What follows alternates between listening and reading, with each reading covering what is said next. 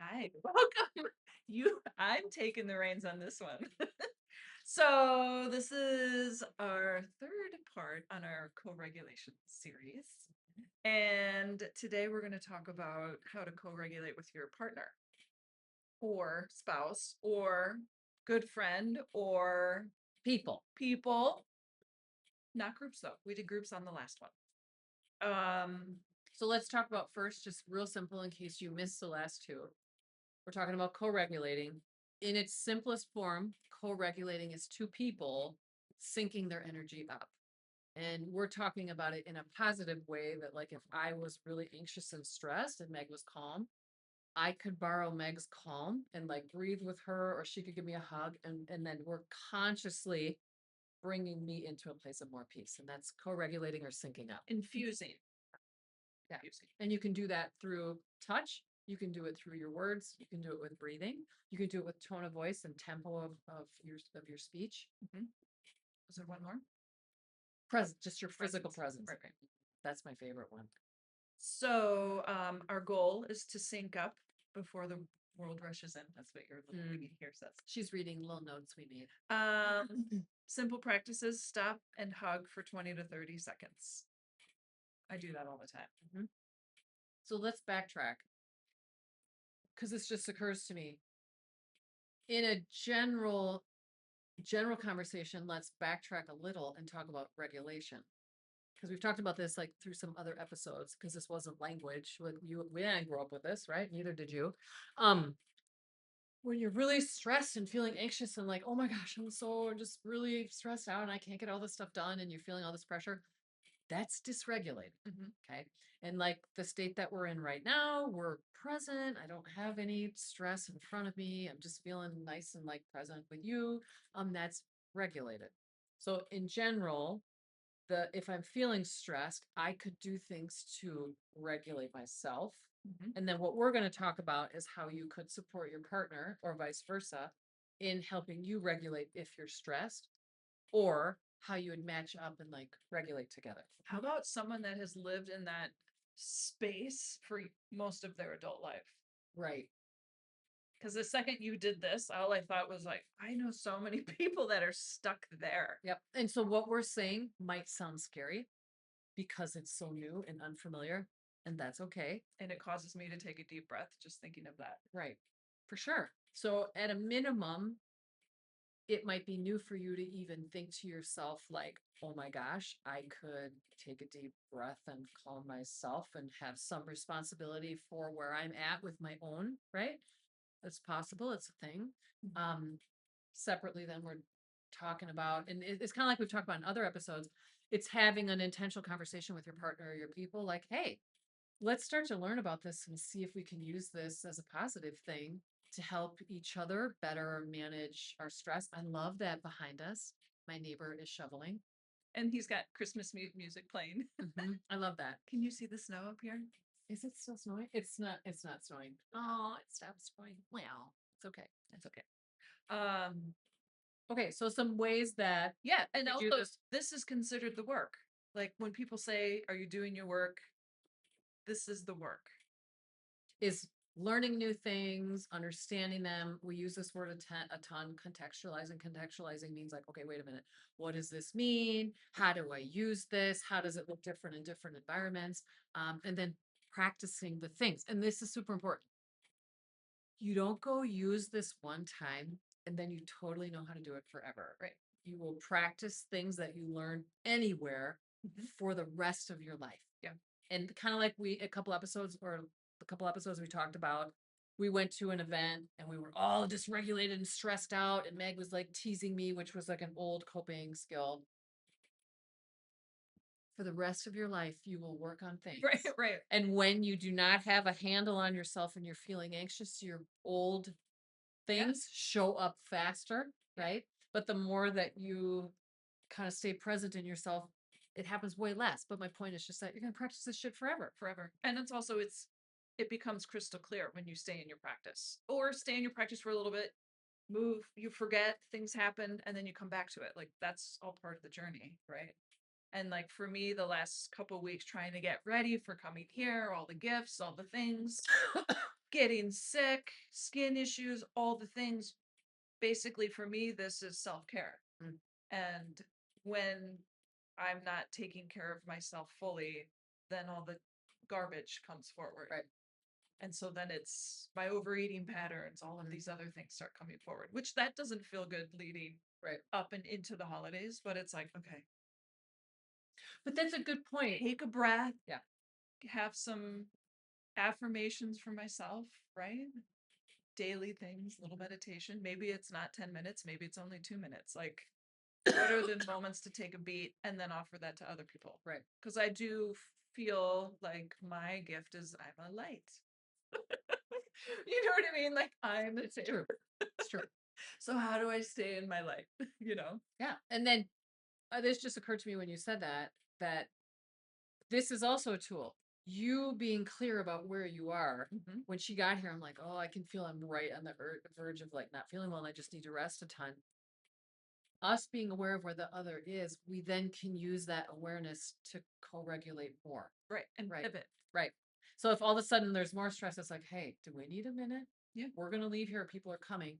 Do we need to pad in more time to take care of ourselves so that when people show up, we feel? But I'm saying like communicating and letting people know where you're at is also a tool Mhm. to help you steady yourself and allow the co-regulation that we're talking about right now. Mhm. It gives you even more reason to use it because you feel less steady because you've had a lot of stress or don't feel good. Yeah. Which is why we didn't record back my Right. last visit. Right. Because it was Too too much. much. And that's okay. Right. So And I'm getting a little so here are some simple practices. Stop and hug for 20 to 30 seconds. That one's a big one. Because there's the normal hug and then there's the longer hug. Because the research says at least 20 seconds. At 20 seconds, you get a release of oxytocin and other chemicals Mhm. that cause like joy. Yeah. And it's That's interesting. wait, that's all.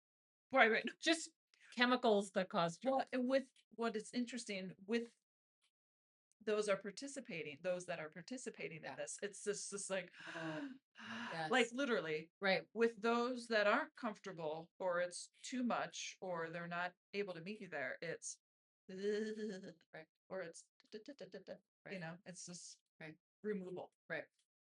So that's interesting to observe. Yeah, also. for sure. And I try not to invade boundaries or space when that happens, but it's oftentimes that'll make me hug them a little deeper. Just saying. Go. I'm coming. Sit on the bed and take 3 slow breaths together. Right. You and your partner or your spouse. Mm-hmm. Yep. And it's a tempoed breathing, right? So it can be really helpful to like audibly breathe, Mhm. right? And that you especially like it's hard to audibly. Or But your exhale. like a box breath together. But still, that's a big ask of some people Right. to begin with. Right. They might think you're crazy. Right. I mean, out in California, everybody does that all the time. But out here, it might be a little different. Thanks for making it seem like we can't do that here. Well, hey, hold hands and feet and feel your feet on the floor. Oh, hold hands and feet. It's like, let me hold your feet. Hooves, give me your hooves.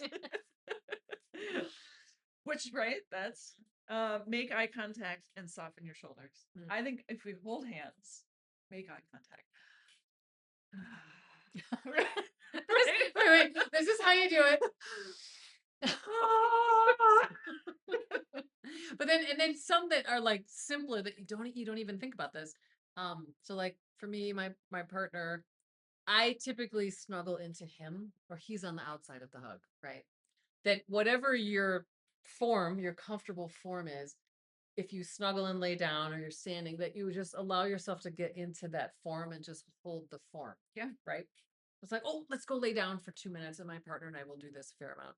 We'll just go lay down and I'll snuggle into the nook and we'll just like do some breaths and that's all that you need. But that's another tool is getting out of vertical, which is horizontal.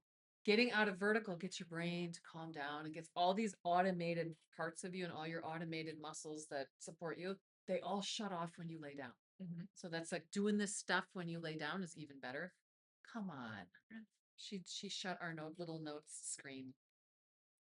Oh. Oh yeah. So then I can do those or you can read them. What parts?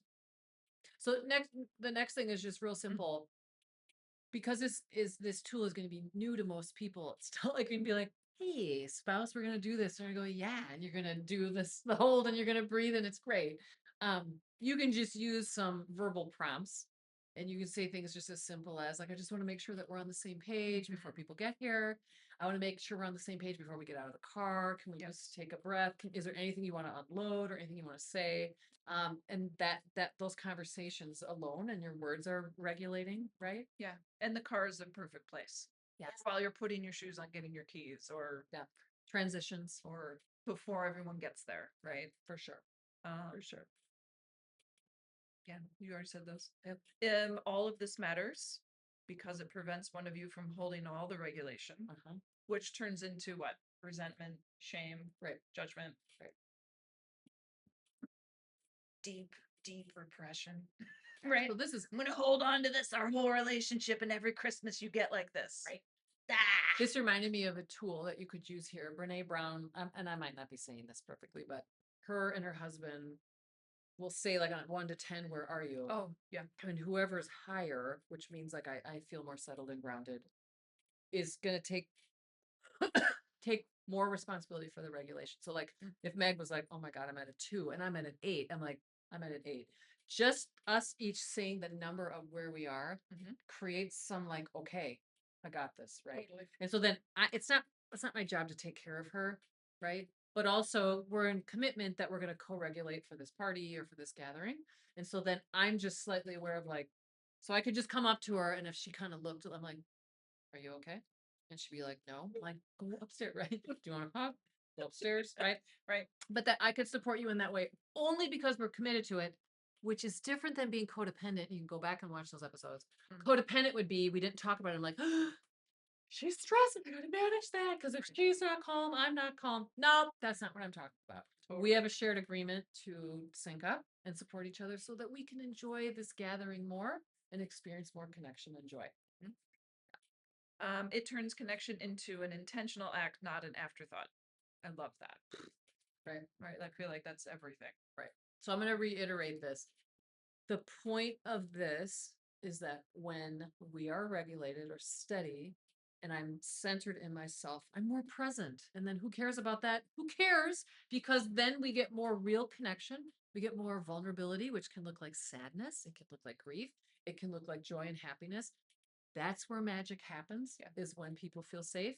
They're more willing to be authentic and be connected. And I think most people feel like this time of year flies by. Yeah. And it's because of all this forward motion. Correct. Anxiety inducing, looking to the forward thing, and you're not in the moment. Right. And perhaps you're hosting this wonderful event, but you're already thinking about what's next. Right. It's tomorrow and I got to get the turkey basted or whatever, right? Yeah.